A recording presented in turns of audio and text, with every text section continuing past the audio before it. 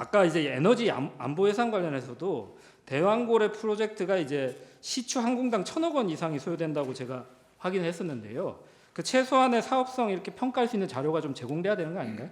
그래야지 국회 입장에서는 예산안을 심의하면서 이렇게 많은 예산을 들여올 수 있을 정도로 사업성이 있을지 이런 걸 심의하는 게 예산의 심의권이잖아요. 근데 액트 지오의 그 평가 보고서 같은 경우가 있으니까 그 안에도 충분히 나와 있다고 근데 저는 보고 국회에서 있습니다. 이제 계속 이게 뭔가 사업성 평가 내용이 부족하다라고 했고 지금 조금 전에 1시간 반 전에 산자부에서도 시추했을 때 경제성이 없는 걸로 지금 1차적으로 결론이 났잖아요. 근데 아니 그런데 예. 국회가 한 달 전 시점에 이 예산을 삭감했다는 것이 뭔가 국정을 마비시키고 아니면 뭐 반국가 세력으로 이렇게 평가받을 일은 아니잖아요. 오히려 산자부 역시도 인정을 하게 된 건데. 근데 유전 개발에 대해서는 그거는 뭐 국정 그 부분에 대해서는 마비시키고 한 게 맞는 거죠. 왜냐하면 시추 예산이라는 게 유전에 기본적으로 5번, 6번을 해야 되는 건데 시추를 자, 한 번으로 끝날 수가 없는 지금 거고요. 이렇게 예산을 많이 들여서 시추를 했어요. 근데 이게 시추도 사실은 한국석유공사에 출자하는 거잖아요. 네, 예산을. 그렇습니다. 그렇잖아요. 그래서 출자를 지금 예산안이 통과되지 못하니까 석유공사가 자체 비용으로 지금 1차 시추를 한 거고요. 근데 경제성이 없게 나왔어요. 그러면 국회가 예산안을 통과시켜서 시추를 했는데 경제성이 없게 나왔어요. 그러면 이 책임은 누가 지나요? 행정부에서 그거는 지는 책임질 내용이 아닙니다. 아닌가요? 왜냐하면 왜냐하면 아니 시추는 국회는 기본적으로 예산을- 여러 번을 해야 되는 게 아니, 그러니까 국회는 되는 거고 그렇기 외국도 다 때문에 그렇게 합니다. 신중하게 예산을 심의하고 편성할 권한을 행사하는 거잖아요. 그 부분을 제가 그거는 말씀드리고 또 싶은 거예요. 심의가 안 맞는 거죠. 그렇게 의견이 심의해서는 다르시니까 예산 심의가 제대로 하지도 알겠습니다. 않고 시간이 그런 많지 거죠. 않아서 제가 그 반대 신문 중에 좀 마지막이 될 수도 있는데요. 증인은 그 피청구인이 죄송합니다. 2023년 12월 12일 담화에서 야당의 예산 폭거를 아까 말씀드린 것처럼 계엄 선포 사유로 들면서 원전 생태계 지원 예산 삭감하고 체코 원전 수출 지원 예산은 무려 90%를 깎아버렸다. 야당이 차세대 원전 개발 관련 예산은 거의 전액을 삭감했습니다. 이런 발언한 사실 알고 있죠. 예. 12월 10일 담화에서. 예, 예, 예. 근데 2024년 12월 19일이에요. 그 담화로부터 일주일 뒤에 국회 산자위 그 위원회에서 위원들이 장관에게 산자부 장관에게 삭감된 원전 예산이 도대체 뭐냐? 대통령이 이렇게 담화문에서 얘기하는데 그랬더니 산자부 장관이 산업부의 원전 관련된 예산은 4,887억 그대로 다 있다. 대통령이 담화문 내용은 좀 잘못된 내용이다라는 취지로 답변하고 공식적인 해명 자료를 내지는 못했지만 기자들한테 해명했다 이렇게 발언했는데 이 사실 알고 있어요? 증인이? 그걸 모릅니다. 회의로 한번 확인해 보셔야 될 것 같고요. 증인이 그러면 피청구인한테 야당이 원전 관련 예산 전부 삭감했다 이렇게 보고하셨나요? 아까 그렇지 감액 않습니다. 사유 보고하셨다고 하셔가지고요. 감액하고 그 이후에는 보고를 한 적이 없습니다. 알겠습니다. 그러면 이 도대체 이 원전 관련된 예산은 누가 보고를 했는지 궁금한데 이게 거짓 뉴스에 기반했다고 보면 되겠죠? 아까 장관의 말이 맞다면? 제가 아는 바가 없습니다. 저는 그 이후에 보고한 적도 없고 그 12월 12일 담화문 작성에 관여도 하지 않았습니다. 짧게 한 말씀 드리겠습니다. 대한민국은 법치 국가입니다.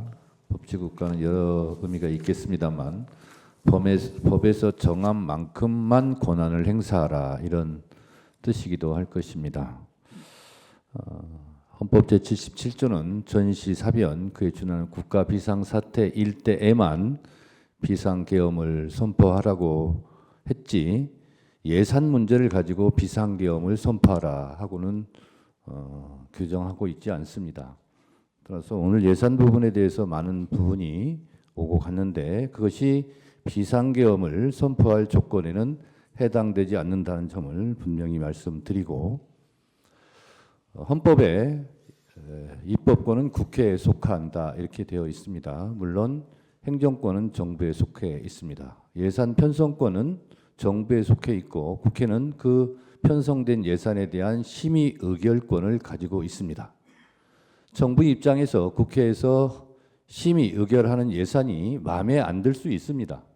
그런데 마음에 안 드는 예산이 책정, 결정, 의결되었다고 하여 그때마다 불만을 품고 비상계엄을 선포해야 한다면 아마 매년 비상계엄을 선포해야 될지도 모르겠습니다. 그래서 오늘 예산이 사실 탄핵심판의 쟁점이 아님에도 불구하고 쭉 들어본 결과 청구인으로서 그런 생각이 좀 들었다는 말씀을 드립니다. 또 하나 많은 예산 부분이 나왔지만 오늘 산업부에서 발표한 대로 조선일보 기사 제목은 이렇습니다. 멀어진 산유국의 꿈, 대왕고래 주가 무더기 하한가 추락. 동아일보 대왕고래 석유가스 매장량 경제성 없다고 판단. 대통령께서 사실 담화하실 때도 이 대왕고래 프로젝트에 대해서 말씀하셨기 때문에 오늘 이런 기사를 제가 말씀을 드립니다. 그렇다면 결국 국회에서 이 대왕고래 프로젝트 예산을 삭감한 것은 결국 경제성이 없는 부분에 대한 잘된 예산 삭감이 아닌가 그런 생각도 들었습니다. 또한 특활비 얘기만 특별히 한 말씀 더 드리면 제가 속해 있는 국회 법사위에서 했습니다만 저희가 수없이 증빙 자료를 제출하면 증빙된 만큼 예산을 책정해 주겠다고 수없이 말했습니다만 국회에서 심사를 해봤을 때 특수활동비는 특수하게 쓰여지는 활동비일 텐데 예를 들면 왜 명절 전날 특수활동비가 이렇게 많이 쓰여지는가? 명절에는 오히려 특수활동비가 들지 않을 텐데 수사를 하지 않으니까 그런 의심들이 들었음에도 불구하고 증빙 자료를 제출하라고 했는데 실제로 제출하지 않았습니다. 그래서 삭감을 하게 되었다는 말씀을 드립니다. 결론적으로 우리가 차를 운전하고 갈 때 차가 많이 밀리면 좀 기다리기도 하고 차가 풀릴 때 또 운전을 하고 그러면 되는데 차에서 내려서 앞에 있는 운전자들을 다 폭력적으로 끌어내서야 되겠습니까? 그리고 제 경험상 국회 예산은 늘상 문제가 있었고 늘상 여야가 다투기도 합니다. 그렇지만 그 예산은 잘 조정돼 와서 지금까지 예산 문제로 비상계엄을 한 사례는 없었습니다. 예산 문제 예비비도 실제로 국가 예산 600조가 넘는 예산 중에서 1%에도 해당되지 않습니다. 1%도 해당되지 않는 예비비나 이런 각종 정부에서 책정하고자 했던 예산이 실제로 실현되지 않았다 해서 비상계엄을 선포하는 것은 너무 심한 일이 아닐까 그런 생각이 좀 듭니다. 차라리 비상계엄을 그렇게 선포할 거라면 우리는 이런 예산 삭감으로 나라 살림을 운영할 능력이 없다라고 솔직하게 말하는 것이 오히려 국민에 대한 예의와 도리가 아닌가 그런 생각이 들었습니다.